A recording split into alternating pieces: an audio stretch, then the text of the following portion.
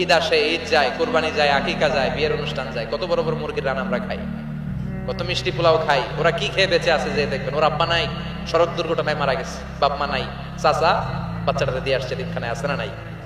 ওরে আদর করার কেউ নাই। এতিমরা যে সমাজে কি সুবিধা বঞ্চিত, এটা এতিম ছাড়া কেউ টের পাবে? আপনি সুযোগ হলে যাবেন, কিছু টাকা দিয়ে আসবেন, মাথায় হাত বুলিয়ে দিবেন, আপনার ঘরটারে জান্নাতি ঘর বানায় দিবে কে? জন্য আপনার প্রথম কর্মসূচি ফাআম্মাল ইয়াতীমা ফালা তাকহার। ও নবী, খবরদার, কখনো কোনোদিন এতিমের সাথে খারাপ আচরণ করবেন না। বিষ্ণুবীরে বলার মাধ্যমে আমাদের সবাইকে আল্লাহ শিখালেন, খবরদার, ও আম্মাল ইয়াতীমা ফালা তাকহার, এতিমকে তুচ্ছ জ্ঞান করো না। এতিম রে এতিম বানালো কে?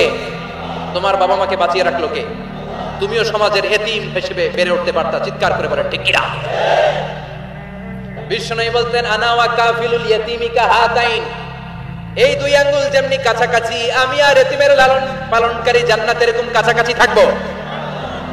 এই আঙ্গুল আর এই আঙ্গুলের মাঝখানে যেমনি তেমন কোনো ব্যবধান নাই, আমি আর এতিমের লালন পালনকারীর মাঝখানে কোনো ব্যবধান থাকবে না।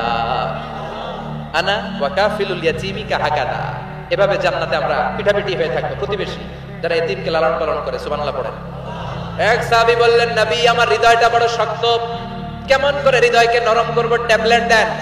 বিশ্বনবী বললেন, এক নাম্বার ট্যাবলেট, ইরহামিল ইয়াতীম, এতিমের প্রতি রহম করো।